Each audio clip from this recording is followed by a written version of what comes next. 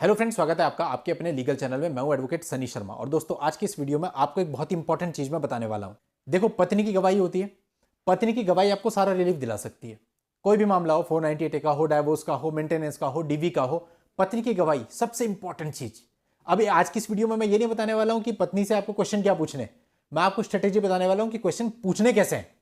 तो उसी में आपकी जीत है। अभी जितने भी मुकदमे होते हैं जो पति के फेवर में निकलते हैं, उसमें सबसे बड़ी भूमिका यही चीज होती है, यही चीज निभाती है। और तसल्ली से आपको यह काम करना है। कैसे करना है सबको समझाऊंगा, क्योंकि पत्नी का भी तो वकील होता है ना, वो भी तो समझाएगा उसको कैसे आंसर देने हैं। तो इसलिए आपको उन चीजों के लिए पहले से वेल प्रिपेयर रहना चाहिए कि वो आंसर कैसे देगी, और जैसे वो आंसर देगी उसके आधार पर यह सेट करना चाहिए कि हम क्वेश्चन कैसे पूछेंगे। तो आज की इस वीडियो में सब कुछ क्लियर करूंगा। आखिर तक वीडियो में बने रहेगा। अभी तक भी चैनल को सब्सक्राइब नहीं किया है तो फटाफट चैनल को सब्सक्राइब करके नोटिफिकेशन बेल पर क्लिक कर लें, ताकि इस चैनल पर आने वाली सभी लीगल इंफॉर्मेशंस की जानकारी आपको मिलती रहे। दोस्तों, सबसे पहली चीज आपको ये ध्यान रखनी है कि जब आपकी पत्नी की गवाही हो तो उस समय पे आपको मैक्सिमम क्वेश्चन पूछने हैं। 498 में इवन अगर आपके एक दिन में क्वेश्चन पूरे नहीं होते तो डेफर्ड करा दो, और बाकी की जो क्वेश्चन बचते हैं वो अगली डेट पे आप पूछो। लेकिन आपको ऐसा नहीं करना कि आपने कुछ एक ही क्वेश्चन पूछे, दबा के क्वेश्चन पूछने हैं जितने मैक्सिमम आप पूछ सको। क्योंकि देखो दोस्तों, जहां पे सच होता है ना वो हमेशा सच रहता है, लेकिन जहां पे झूठ होता है वो आप जितना ज्यादा क्वेश्चंस पूछोगे कहीं ना कहीं टूटी जाएगा। अच्छा, अब सेकंड चीज ये ध्यान रखनी है आपको कि स्टार्टिंग में आपको नॉर्मल क्वेश्चंस पूछने हैं। एकदम से पीक क्वेश्चन पे नहीं आ जाना कि सामने वाला एकदम से अग्रेसिव हो जाए। पहले सिंपल क्वेश्चन पूछो। आपकी शादी कब हुई थी? आप कब से एक दूसरे को जानते थे? आपकी लव मैरिज थी, अरेंज मैरिज थी? आप शादी के बाद कहां रहने लगी थी? आप कभी घूमने गए थे? मतलब ऐसे क्वेश्चन जिनका आंसर देने में उसको कोई तकलीफ ना हो। क्योंकि होता क्या है कि कई बार आप सीधा पॉइंट का क्वेश्चन पूछ लेते हो, वो इनकार कर देती है। पहले आप उस क्वेश्चन से रिलेवेंट कुछ क्वेश्चंस पूछो, ताकि जो क्वेश्चंस आप बाद में पूछने वाले हो उन क्वेश्चंस को नकार ना सके, क्योंकि उससे संबंधित तथ्य पहले आ चुके हैं। और वो जो संबंधित तथ्य पहले आप निकालोगे वो ऐसे क्वेश्चन से निकालने हैं जिनका उत्तर देने में वो झूठ ना बोले, ऐसा होना चाहिए। तो ये आपको दिमाग लगाना है कि आप ऐसे कौन से क्वेश्चंस पूछोगे जिसका आंसर वो आराम से और सत्य तरीके से दे देगी। और बहुत सारे क्वेश्चन होते हैं जिसमें आदमी को लगता है कुछ है ही नहीं। अगर मान लेते हैं ये पूछते हैं कि आप इतनी तारीख वहां घूमने गए थे, वो बोले हाँ गए थे। अब हो सकता है उसी से रिलेवेंट कोई आपका हो क्वेश्चन जो आप बाद में पूछें, जिसमें आपकी चीज निकल के आनी है। अब अगर आप वो क्वेश्चन ना पूछते तो हो सकता था वो नकार ही देती बाद में उस क्वेश्चन को सुन के कि हम तो वहां गए ही नहीं। तो वो पहले आपने एडमिट करवा लिया कि वहां गए थे।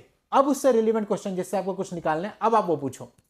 पूरी क्रॉस इस पर आधारित होती है। यानी पहला पार्ट वो जो कि आपके मेन क्वेश्चन से रिलेटेड तथ्यों को निकालेगा, और इस प्रकार से हम क्वेश्चंस को फ्रेम करेंगे जहां पर वाइफ सारे आंसर देगी और खुद देगी, क्योंकि उसमें कुछ ऐसा होगा ही नहीं कि वो आंसर ना दे।